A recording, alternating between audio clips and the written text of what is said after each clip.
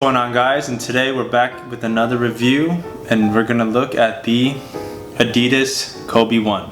Well, technically these are the Adidas Crazy ones because due to Kobe's current contract with Nike, obviously you're not going to call it the Adidas Kobe 1. However, these definitely are the Adidas Kobe 1, retroed from 2014.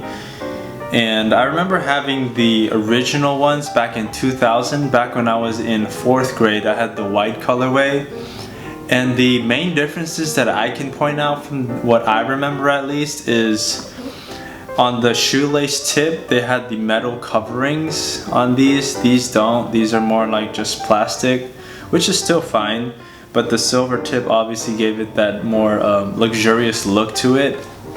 And then on the inside heel right here, I remember they had a side view of Kobe's face back when he had the afro, and so that was like a little nice touch to it.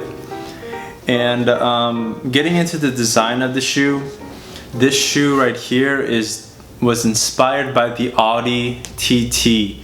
And if y'all guys are familiar with the Audi TT, the overall shape of the car, I can definitely see how it was inspired by that car. And the material, it's like a almost synthetic vinyl.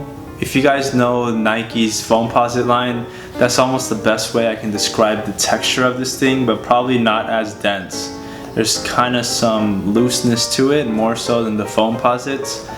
And aesthetically speaking, this is probably the most like controversial shoe maybe in basketball history, because this is one of the shoes where either you love it or you don't. There's no like in between to it. I've had so many people who are like, what is that? Like, that's the ugly shoe. But personally, I don't know why. Something about this shoe I always loved about it.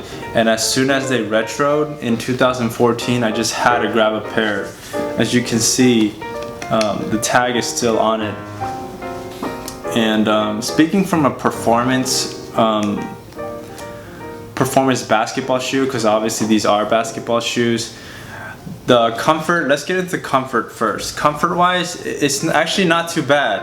I know when you first look at it, it almost looks like it would be really stiff, but there's great ankle support right here.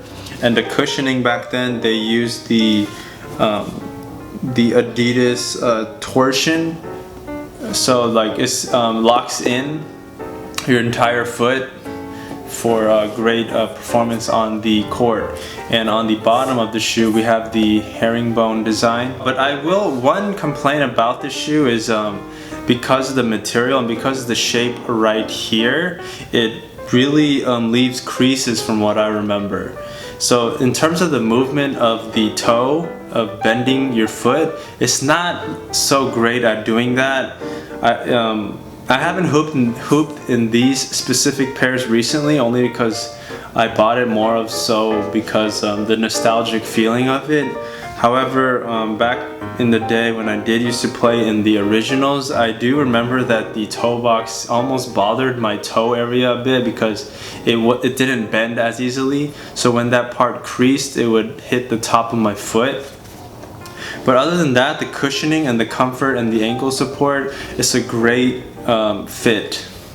And on the top, you notice that the laces go from the yellow to the black just to match the top of the shoe. So if you do tighten these shoes, which obviously you're going to have to when you play basketball in them, it kind of just bleeds into it. Like the yellow will show onto the black part, which it's not a bad look. It's just something to notice. So right now these are just loosely put on, so obviously it will match the yellow and black right now.